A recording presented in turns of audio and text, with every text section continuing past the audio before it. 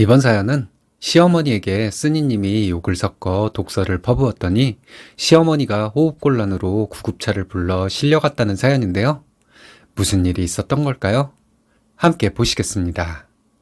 사연 시작 전에 좋아요, 구독 부탁드리겠습니다. 채널에 큰 힘이 됩니다. 안녕하세요. 40대 초반 워킹맘입니다. 엄마이기 이전에 인간 같지도 않은 시어머니가 제 말을 듣다가 119에 실려갔습니다. 제 말은 모두 사실이었는데 그게 왜 그 여자에게는 충격이었는지 사실 저는 잘 모르겠습니다. 사람이 어떻게 그렇게 뻔뻔할 수가 있는지 모르겠어요. 안 그래도 상처가 있는 아들을 찾아와 낳아준 은혜를 언급하면서 돈을 요구할 수가 있는 건지 시어머니에게 욕을 섞어 심한 말을 했지만 후회는 없습니다. 남편은 초등학생일 때 시부모님이 이혼하셨다고 해요. 시아버지는 이혼한 후 몇 년 뒤에 재혼을 해서 남편은 새엄마 밑에서 자랐다고 합니다.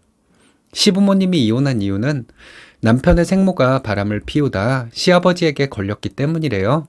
그것도 옆집 남자와 바람이 났다고 합니다. 남편의 생모를 시어머니라고 호칭하고 싶지 않으니 그냥 남편의 생모라고 할게요. 남편의 생모는 옆집 남자와 바람이 난 것을 들키고 그대로 집을 나갔다고 합니다. 시아버지는 저희가 결혼하기 몇 년 전에 돌아가셨어요. 시아버지가 돌아가시고 시어머니와는 그저 그렇게 지내며 살았습니다. 시아버지는 한 직장을 오래 다닌 분이신데 회사의 오픈 멤버였기 때문에 대우도 잘 받고 주식 배당도 많이 받으셨나 봐요. 시아버지가 몸이 안 좋아지기 시작하면서 회사를 그만두었는데 그때까지 모아놓은 돈과 재산이 꽤 되었습니다. 시어머니는 욕심을 부리거나 하지는 않았어도 시아버지 재산을 딱 법적으로 나눠받았다고 합니다. 남편과 시동생, 시누에게 법적으로 나눠줘야 하는 만큼만 시아버지 재산을 나눠줬다고 해요.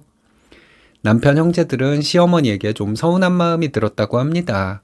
지금은 어떤지 모르겠지만 그때는 망자의 배우자가 50%를 받고 나머지 50%를 가지고 자식들이 n분의 1로 나눠 갖는 것이었대요. 저희는 시아버지 돌아가시고 몇 년 후에 결혼을 했어요. 남편과 저는 가진 거 없이 시작했습니다. 아이가 태어나고 아이가 어린이집에 갈 나이가 되었을 때 맞벌이를 해야만 했습니다. 그런데 그때 마침 남편의 생모에게 연락이 닿은 거예요. 저는 바람이 나서 집 나간 사람의 도움을 받고 싶지 않았지만 남편은 그래도 생모가 도와준다고 하니 도움을 받자고 하더군요. 그래서 남편의 생모가 와서 저희 아이를 돌봐주었습니다. 바람이 난 것에 대해 책임을 지고 싶지 않고 원망을 듣고 싶지 않아 어린 자식들을 두고 집을 나가버린 벌레만도 못한 사람이라는 생각이 들어서 저는 남편의 생모가 너무 싫었어요. 그런데 남편은 생모와 잘 지내려고 노력하더라고요. 자기를 낳아준 사람이니 정이 느껴졌을 수도 있겠죠. 남편의 생모는 저희 집과 가까운 곳으로 이사를 와서 그렇게 왕래하며 지냈습니다. 남편의 생모는 그때 동거하고 있는 남자가 있었는데 연하의 남자였어요. 저와 남편은 그 남자를 아저씨라고 불렀는데 저희 아이가 할아버지라고 부르는 것이 너무 싫더라고요. 하지만 마땅한 호칭이 없어서 저희 아이가 할아버지라 부르는 것을 어떻게 할 수는 없었습니다. 제가 출근해서 퇴근할 때까지 남편의 생모가 저희 아이를 돌봐주었어요. 어린이집에 보내고 끝나는 시간에 맞춰서 데리고 오고 저와 남편이 퇴근할 때까지 저희 집에서 아이를 돌봐주셨죠. 남편의 생모 덕분에 맞벌이를 할 수 있었습니다. 남편의 생모는 돈을 안 받겠다고 했지만 저희는 베이비시터 비용만큼 수고비를 드렸어요. 남편도 뭘 그렇게까지 많이 드리냐 했지만 저는 뭔가 개운치 않은 마음이 들어 남들 주는 만큼 주고 싶었습니다. 다시 일을 하기 시작한 지 2년 정도 되었을 때 제가 하는 일이 잘 풀려서 저도 남편 못지않게 돈을 벌게 되었습니다. 얼마 후에 제가 남편보다 돈을 훨씬 더 많이 벌기 시작했어요. 아이가 초등학교에 들어갈 무렵에 저희 친언니가 외국으로 나가게 되었는데 저희 아이를 데리고 가겠다 하더군요. 형부가 회사에서 외국 발령을 신청했는데 발령이 나서 외국에 나가서 5년 넘게 있다가 올 것이라는 것이었습니다. 조카들도 데리고 나가는데 저희 언니는 저희 아이도 자기가 데리고 있을 테니 유학을 보내라는 것이었습니다. 남편과 상의 끝에 그렇게 하기로 결정했어요. 저희 아이는 엄마 아빠와 떨어져 사는 것이 두렵지도 않은지 이모 따라서 외국에 나가 산다는 것을 마냥 좋아해서 좀 신기했습니다. 아이는 외국 생활에 잘 적응했고 워낙 저희 언니가 저희 아이를 예뻐하는 터라 신나게 외국 생활을 하는 것 같았습니다. 그 후에도 남편의 생모와 왕래는 하고 지냈어요. 하루는 남편이 저에게 상의할 게 있다고 하더군요. 저와 남편은 무슨 말이든지 스스럼 없이 말을 하는 편이라 상의할 게 있다는 말에 저는 좀 긴장을 했죠. 남편이 하는 말이 정말 어이가 없었습니다. 생모가 글쎄 남편에게 생활비를 달라고 했다는 거예요. 너희는 둘이 버니까 좀 넉넉할 거 아니냐고 했다는데 저는 순간 울컥 화가 나더라고요. 생활비?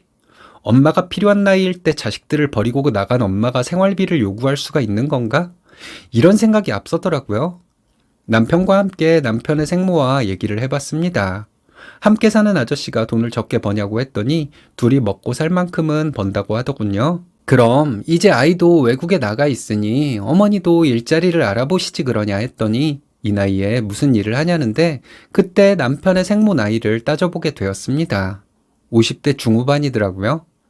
얼마를 원하냐고 물었더니 남편의 생모 말이 참 놀라웠습니다. 최하 80만 원을 달라더라고요. 일단 그 자리에서는 대답을 하지 않고 집에 와서 남편과 상의를 했어요. 남편에게 물어봤더니 남편은 그 돈을 자기 엄마에게 줘도 되고 안 줘도 된다며 제 결정에 맡기겠다고 하더군요. 남편과 얘기할 때도 결론은 내리지 않고 며칠이 흘렀습니다.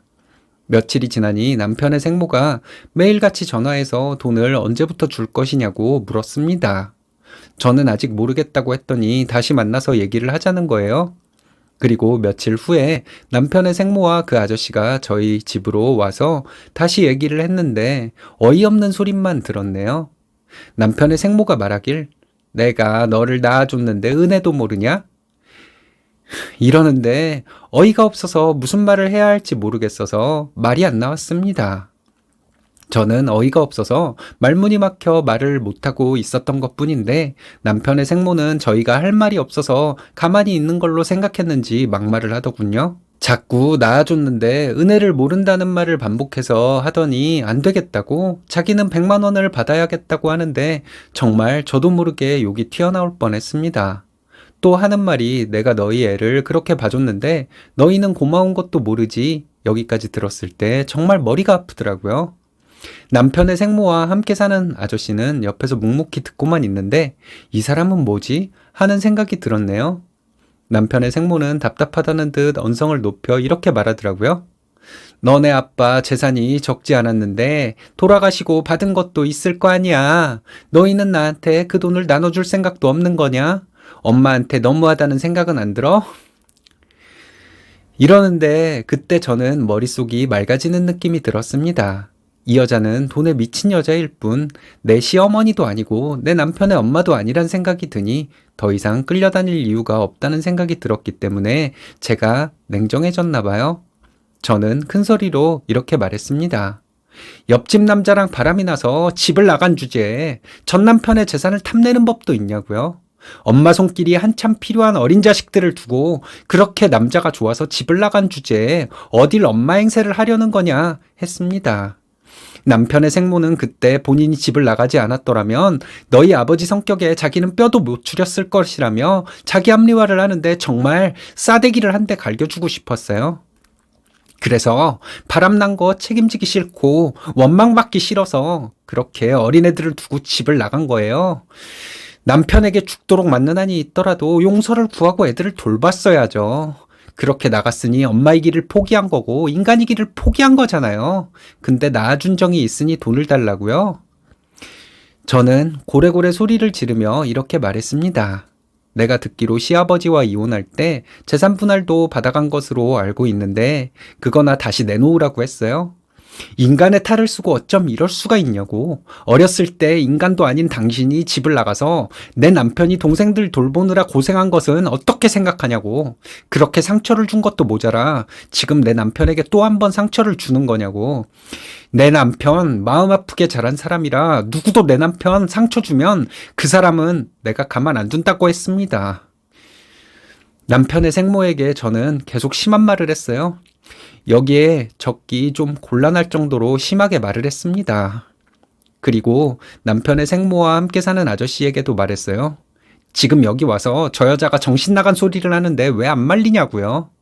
말릴 생각이 없는 걸 보니 아저씨도 저 여자 전 남편의 유산을 탐내고 있는 거냐고. 둘 다 참 더러운 인생 살고 있다고 했습니다. 둘이 여기로 이사를 온 것도 내 시아버지 유산을 노리고 온 것인지도 모르겠다고 어떻게 이렇게 짐승만도 못한 짓거리를 하냐고 소리를 질러버렸습니다. 제가 한참 그 아저씨에게 소리를 지르고 있는데 남편의 생모는 숨을 못 쉬겠다고 하더군요. 저는 불리하니까 그 여자가 엄살을 부리는 줄 알았어요. 그런데 좀 심각해 보였는지 그 아저씨가 119에 전화를 하더군요. 남편의 생모는 구급차를 타고 갔습니다. 화가 나서 심하게 화를 냈지만 정신을 차리고 보니 좀 걱정이 되더라고요. 남편의 생각은 저와 다를 수 있으니까요.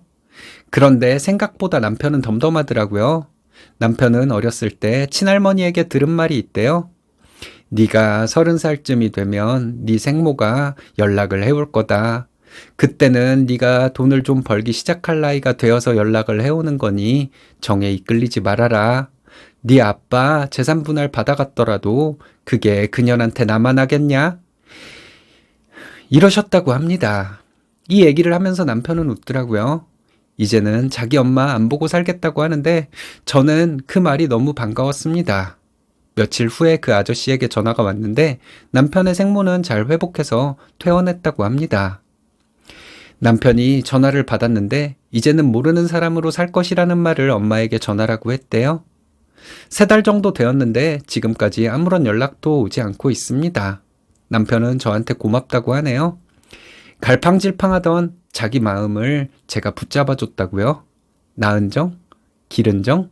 저는 그런 거 솔직히 모르겠어요. 남편의 생모는 아이들이 어려서 한참 예쁠 때 아이들을 보며 자기는 안 행복했을까요? 엄마 손이 한참 필요한 아이들을 두고 바람나서 집을 나간 주제에 돈을 요구할 생각은 어떻게 한 건지, 그 여자가 인간인지 지금도 화가 납니다. 천륜을 끊어놓았다고 저를 욕하실 분들도 있겠지만 상처가 있는 내 남편 내가 지킨 것이라 믿기 때문에 솔직히 누가 뭐래도 후회는 없습니다.